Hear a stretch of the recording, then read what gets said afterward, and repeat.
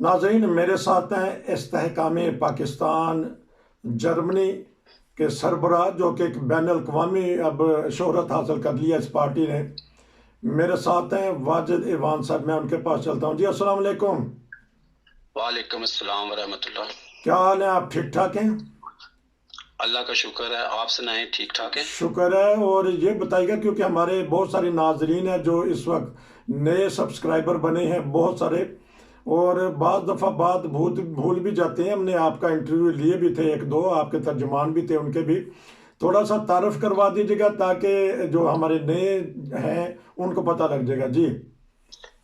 जी, ये इस्तेकाम Pakistan registered Germany 2013 में ये तंजीम हमने जर्मनी में रजिस्टर करवाई थी। जी। और जिसका एक मंशूर है, एक हमने सियासी हल पेश किया था पाकिस्तान का तमाम मसाइल का, जिसमें खाना जंगी और जो दूसरे मसाइल हैं। और खाना जंगी सबसे ज्यादा हमें वो खतरनाक मसला है जिसके लिए हमने ये उस वक्त हल पेश किया था 2013 में, ठीक। कि पाकिस्तान के तमाम शहरी शहरियों को आईनी और कौमी तौर पर, कानूनी तौर पर कौमी दर्जा दिया जाए। ठीक। और इस कौम में से जो पढ़े लिखे हैं उनको मेरिट पे नौकरी दी जाए, जी। और इस कौम के तमाम शहरी हकूक में बराबर है। ये हमारा मंशूर है। ठीक। तंजीमें मंशूर के साथ चलती हैं। जी।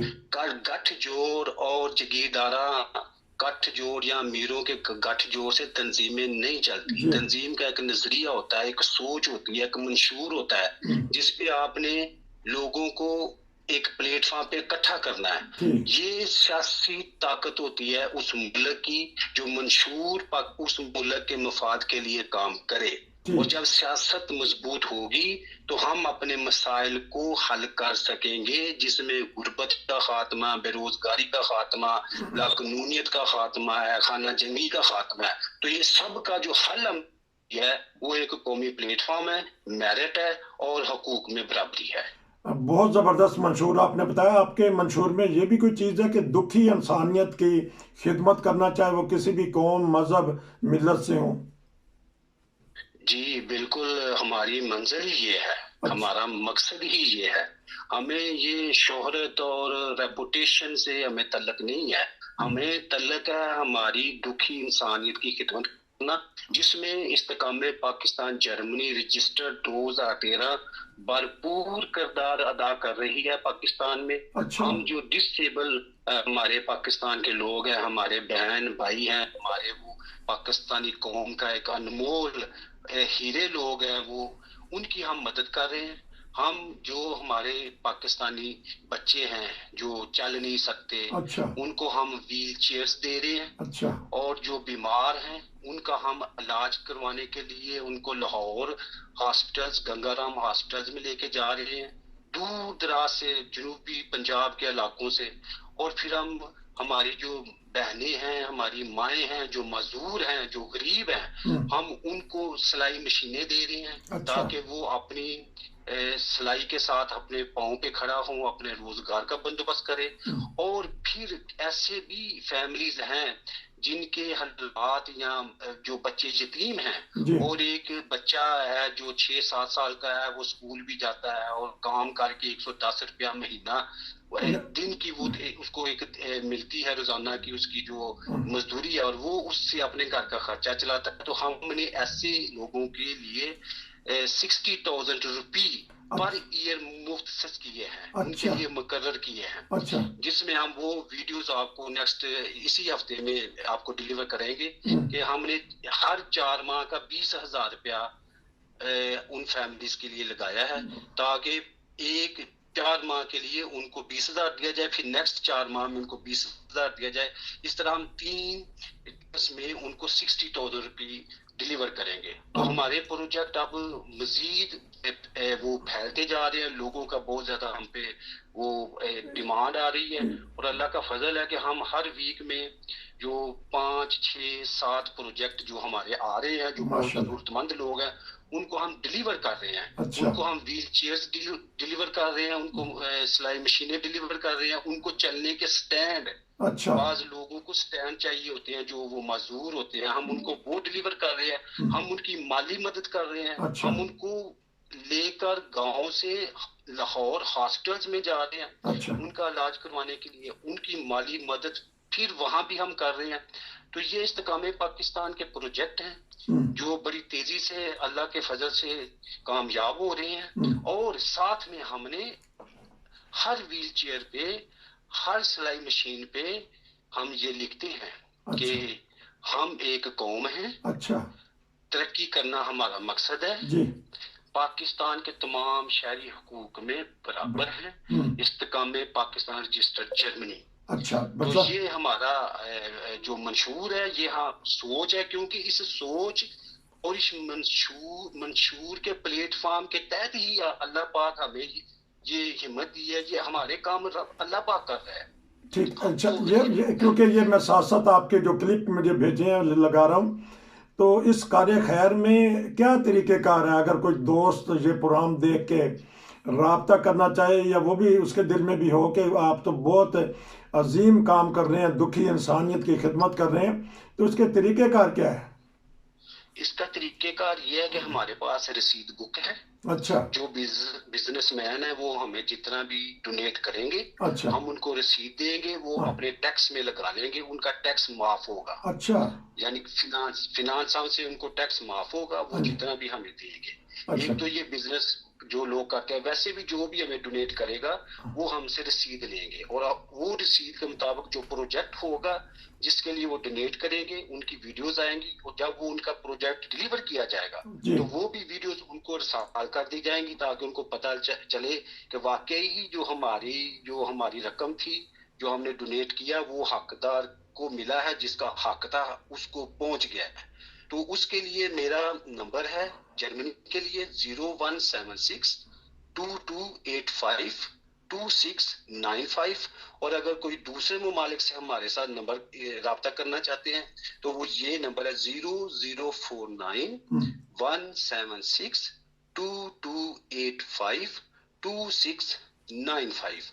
तो इस पे वो हमारे साथ राब्ता कर सकते हैं, और हम उनका जो पाकिस्तान में जितने भी लोग हकदार हैं, यकीन करें कि जब मैं डिलीवर करता हूँ उनको, तो मेरी इतनी रूह को सुकून पहुंचता है, मुझे लगता है कि मैंने अपनी मंजिल पानी है। असल यानी कि में मुझे बिजनेस तो यही नस्ल है, तलाश। आपने असल में तो बिजनेस यही है, दुखी इंसानियत की खिदमत करना। क्योंकि जो क्लिप देखे आए हैं आपकी तरफ से, क्योंकि उसकी आवाज़ तो नहीं जाएगी नाजरीन तक, हम सिर्फ ये बता दूं कि बहुत सारे बच्चे ऐसे हैं जो बाहर ही नहीं निकल सके थे अपने सहन से, लेकिन यहाँ की थोड़ी सी मदद ने या इनके तावन ने उनको इस काबिल कर दिया कि वो भी बाहर की जाके रौन के देखें, वो भी मैदान में जाके देखें, वो भी खेलें कूदें।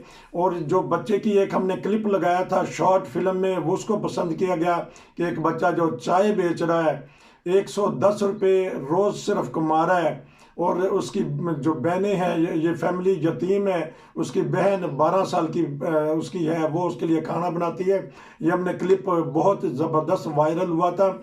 नाजरीन जो चेयरमैन साहब हैं उन्होंने बता भी दिया, तरीक़ेकार भी बता दिया कि ये दुखी इंसानियत की खिदमत करना इनके मंशूर का हिस्सा है। अब बताइएगा कि पाकिस्तान की हुकूमत को तो सोचना चाहिए ना कि असल में मकसद तो उनका जिम्मेदारी है कि अपने गरीब आवाम की ख्याल रखना। जी जी देखें, कोई भी काम नामुमकिन नहीं है, जी पॉसिबल है, मुमकिन है, लेकिन ठीक उसके लिए एक दो चीजें चाहिए, ठीक एक ईमानदारी ठीक और एक मेहनत। ठीक अब मेहनत, अगर कोई मेहनत कर रहा है और ईमानदार नहीं है तो वो सब बेकार है, जी वो हासिल नहीं होगा उसका मकसद।